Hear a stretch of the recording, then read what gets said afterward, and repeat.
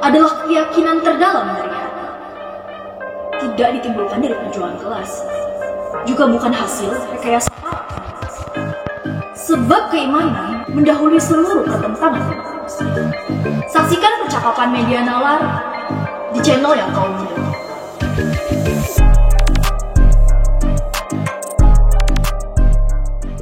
Bahwa iman ini seakan dengan kata aman, gitu ya. Kedua, amanah, itu, iya kan?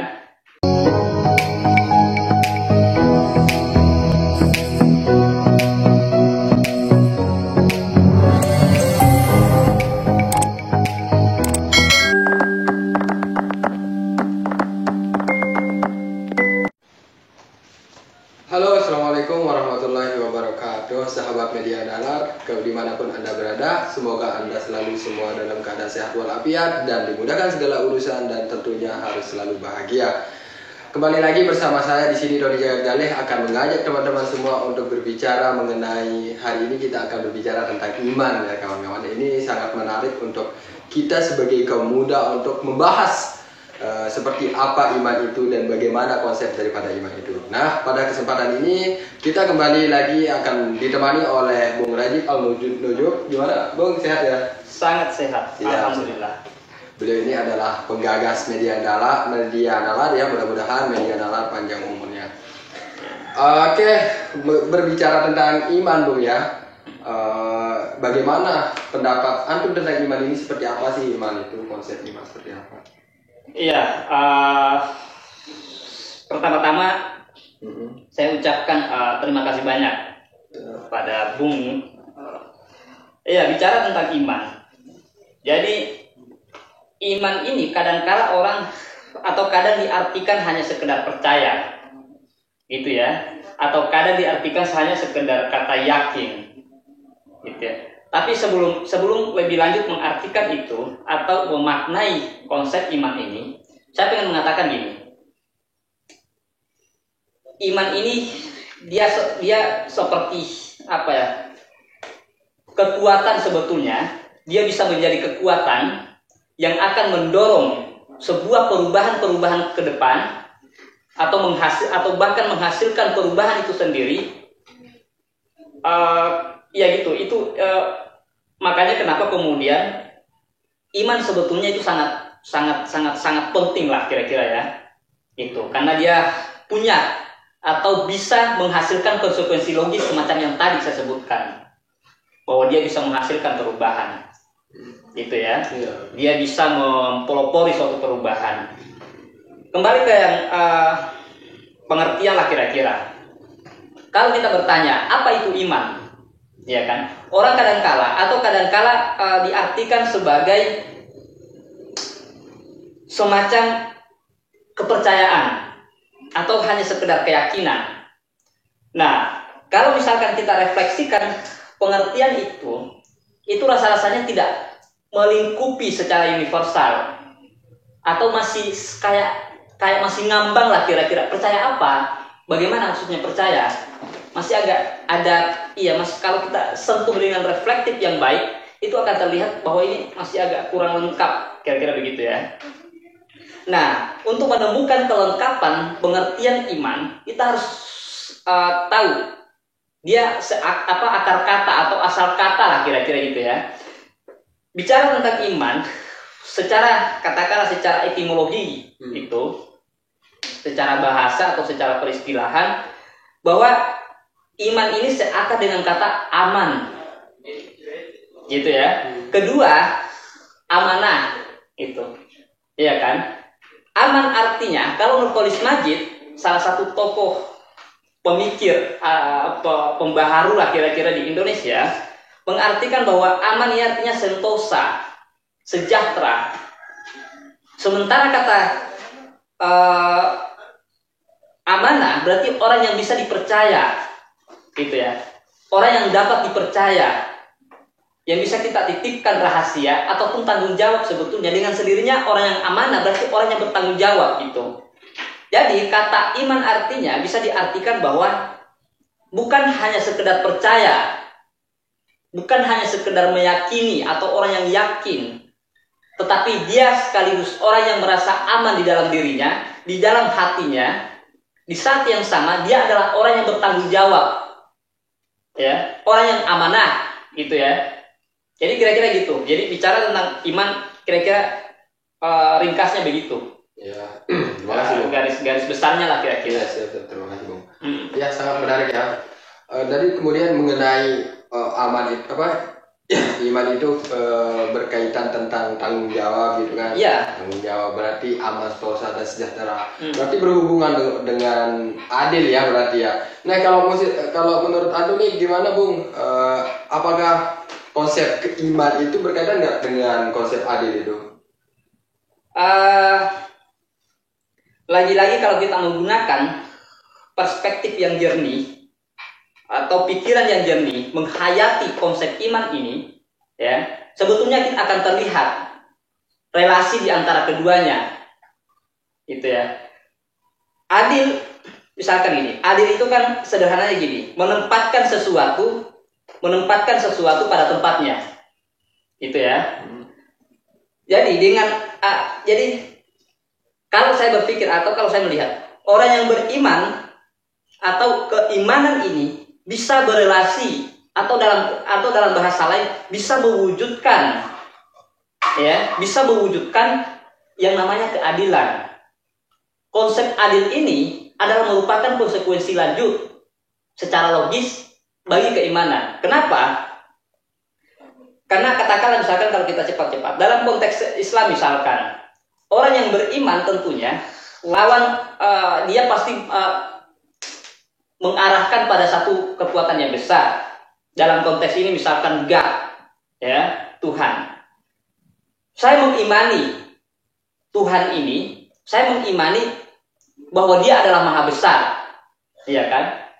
Dia adalah segalanya, Maha Adil misalkan. Dia ada beberapa variabel kan, Maha Adil. Nah, dalam pernyataan umum kita dengarkan bahwa orang yang mulia atau kemuliaan adalah ketika kita mampu meniru perbuatan Tuhan. Dalam konteks ini yang paling baik adalah konteks keadilan, konsep adil itu, ya kan? Nah, dengan sendirinya orang yang beriman itu akan tersugesti, ya kan? Akan tersugesti untuk mewujudkan yang namanya keadilan. Itu soal lain. Itu poin pertama. Poin kedua misalkan, Kalau orang yang beriman, lawan kata atau lawan dari kata iman itu kan pemutlakan atau pemutlakan terhadap sesuatu misalkan, atau sikap tirani lah misalkan, ya kan, sikap menguasai satu sama lain, gitu ya, sikap otoriter misalkan, kan gitu ya. Jadi orang yang beriman akan menghindari perbuatan tirani, akan menghindari perbuatan otoriter, ya kan, atau memutlakan dirinya, ya kan, memaksakan pilihannya terhadap orang lain, ya kan, akan menghindari itu, karena dia percaya bahwa sebagai orang yang beriman, yang diakui mutlak itu, absolut itu, hanyalah Dia yang saya imani, hanyalah Dia yang saya yakini, ya kan. Dan segalanya tergantung pada Dia, ya kan. Oleh karena itulah kemudian di dalam konsep keberimanan atau di dalam orang yang beriman tidak mungkin melakukan sikap-sikap tirani, tidak mungkin berbuat arogan, ya kan, tidak mungkin menindas orang lain. Kira-kira begitu. Ya, baik. Ini sangat berarti antara konsep keadilan dan konsep keimanan itu berhubungan berarti ya, video. Sangat-sangat berhubungan. Kalau misalkan suatu pimpinan itu bersikap adil, maka semuanya akan aman sentosa begitu ya. Ya. Jadi kalau dia pimpinan itu beriman, tentu dia akan mengatakan bahwa saya manusia yang sama dengan yang lain, ya kan? Yang mungkin salah, mungkin keliru dan seterusnya, ya kan?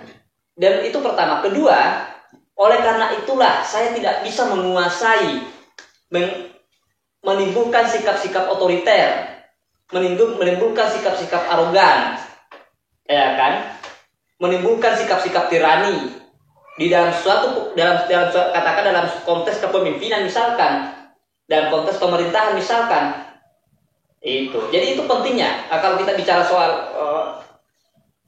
penting atau tidaknya, sangat penting. Kalau misalkan kita mau bicara soal itu, karena dia sangat berpengaruh, sangat berpengaruh. Itu. Iya, terima kasih banyak. Ini nah, dalam konteks masyarakat yang menjemuk ya di negara kita, atau yang seperti yang kita singgung kemarin itu plural ya, banyak berbeda-beda. Apakah iman ini bisa mengantisipasi kemungkinan pertengkaran itu, Bung? Sebetulnya bisa kita hayati itu, atau bisa kita pahami melalui percakapan di awal tadi. Dan atau secara tegas kalau kita mau katakan sangat bisa mengantisipasi. Iya. Kalau yang tadi misalkan kita tinggal lihat ini. Kalau yang tadi misalkan untuk mewujudkan keadilan, itu keimanan itu berperan pada seorang pemimpin. Ya. Berperan pada seorang pemimpin plus juga terhadap yang dipimpin misalkan. Iya kan? Terhadap orang yang dipimpin dan yang memimpin lah kira-kira. Gitu. Karena ada kesadaran bersama atau kesadaran kolektif itu, maka keadilan bisa terwujud. Itu pertama. Kedua, soal keterbukaan sangat bisa. Kenapa bisa? Karena di dalam orang yang beriman ada semacam penghayatan kecil yang sangat menyentuh di dalam hatinya, bahwa haram hukumnya atau saya tidak bisa memutlakkan orang lain. Gitu ya. Saya tidak bisa memutlakkan Anda, bahwa Anda adalah pemilik otoritas, ya kan? Saya tidak bisa memutlakkan guru saya bahwa guru saya pasti benar, ya kan? Orang yang beriman di dalam kacamatanya melihat persoalan, dia akan selalu melihat, atau misalkan melihat manusia, dia akan selalu sadar, ya kan? Bahwa dia adalah manusia yang sama dengan saya, sama-sama dicipta, ya kan? Sama-sama tidak punya daya dan upaya ketika tidak dikehendaki oleh Tuhan. Oleh karena ada semacam kesadaran itu, maka dia pasti terbuka terhadap yang lain. Karena ada kesadaran, kalau dia manusia sama seperti saya, yang saya ini adalah orang yang mungkin keliru, mungkin salah, ya kan? Oleh karena itulah, saya harus terbuka menghargai. Itu. Tadi kan kata aman. Iya, betul. Mana mungkin Anda aman kalau Anda membenci orang lain? Iya, betul. Kan gitu ya. Kira-kira ringkasnya begitu. Ya, melihat dari negara kita yang demokrasi seperti ini kan, apakah iman itu memiliki relasi dengan sistem demokrasi itu, Bung? Bagaimana pendapat Anda? Ya dia atau bahasa lain bukan hubungan, tapi lebih ke misalkan punya konsekuensi langsung atau kelanjutan terhadap sistem demokrasi. Lagi-lagi saya akan mengatakan iya, iya kan? Demokrasi dasarnya misalkan musyawarah atau tidak memutlak, ya musyawarah lah, berarti mengambil sebuah keputusan berdasarkan musyawarah mufakat lah kira-kira. Orang yang beriman pasti akan sangat sejalan dengan konsep semacam itu, ya. Atau konsep iman itu menghendaki yang namanya sistem demokrasi, itu ya. Karena kenapa? Ya tadi poinnya bahwa dia hanya sadar bahwa yang mutlak hanyalah Sang Maha Pencipta, bahwa yang Maha Kuasa hanyalah Sang Maha Pencipta, pemilik kebenaran absolut hanyalah Sang Maha Pencipta. Oleh karena itulah keran percakapan harus dibuka, ya. Bertukar pendapat, bertukar kosakata harus dibuka, itu pertukaran kosakata, iya kan? Ya. Apalagi dalam konteks memutuskan sesuatu. Makanya sistem demokrasi itu sangat kompatibel dengan konsep iman. Pertama, kata kunci misalkan orang yang beriman tidak akan tertutup. Iya kan? Dia justru malah akan terbuka. Orang yang tertutup tidak mungkin, orang yang terbuka tidak mungkin menolak yang namanya musyawarah. Iya kan? kira-kira dasarnya bisa kita lihat dari situ. Makanya orang yang beriman itu, saya sedikit kadang merefleksikan bahwa ketika pemerintahan ini dalam sistem dalam suatu negara, ketika pemerintahan dijalankan didasarkan dengan keimanan yang tulus, ya, keimanan yang sungguh-sungguh, maka saya yakin dan percaya bahwa sistem pemerintahan yang berjalan akan sehat itu. Akan sehat. Tidak akan ada rakyat yang menjerit diakibatkan oleh pemerintahan yang tidak sehat. Ya. Tidak akan ada, boleh jadi KPK akan nganggur. Kosong ya? Iya, bisa jadi nganggur. Gitu. Karena ya gitu, karena konsep iman ini larinya ke situ ya? Iya, bisa mengantisipasi kemungkinan buruk di dalam suatu sistem. Iya. Itu ya. Ini, dan ketika justru malah perbuatan-perbuatan buruk yang diaplikasikan atau diaktualkan oleh mereka yang mengaku beriman, maka kita bisa katakan bahwa itu adalah pengkhianatan terhadap iman. Itu ya. Pengkhianatan terhadap iman. Iya, gitu ya. Luar biasa sekali. Mengenai konsep iman itu ternyata penjabarannya sangat luas banget ya, ternyata sangat luas sekali. Jadi dia punya keterhubungan dengan satu sama yang dengan hal-hal yang lain, punya relasi dengan hal-hal yang lain. Makanya dia sangat elementer sebetulnya ini, ya kan? Dan bahkan di dalam Al-Quran itu dengan berbagai variasinya itu berulang kali disebutkan. Itu Anda bisa baca misalkan bukunya Farid Essaj itu, membebaskan kaum yang tertindas kalau nggak salah. Di situ dijabarkan dan diuraikan mengenai tentang konsep iman, sangat bagus. Analisisnya sangat tajam mengenai tentang pengaruh keimanan terhadap perbuatan seseorang. Itu. Ya, terima kasih banyak Bung ya atas waktu yang telah diluangkan dan atas ilmu pengetahuan yang sangat diberikan. Ini sangat luar biasa untuk lebih khususnya untuk kaum muda ini, teman-teman kaum muda di sana dimanapun Anda berada, ini sangat menarik untuk kita kupas ya masalah konsep daripada iman itu ya Bung ya. Yep. Nah nanti mungkin kita akan berbincang lagi tentang iman ini di lain waktu ya Bung ya. Ya, perlu rasanya kita mungkin ya kalau misalkan masih ada ini di lain waktu ya. Karena luas dan saya hanya ya ini kan baru hanya secara umum ya. Jadi kalau kita mau misalkan kerucuk ke dalam satu hal tertentu, ya harus di lain waktu. Iya betul. Sayonara mungkin ya. Sampai jumpa di lain waktu. Iya siap. Karena memang tidak cukup pada kali ini saja. Ya. Oke, oleh karena itu teman-teman kaum muda dimanapun Anda berada, tetap pantau terus ya channel kami. Mungkin nanti kita akan lebih spesifiknya untuk membahas daripada konsep iman ini. Kalau banyak teman-teman yang setuju, silahkan like, komen, dan share ya teman-teman ya. Support lalu channel kami, channelnya Media Nalar, channelnya kaum muda.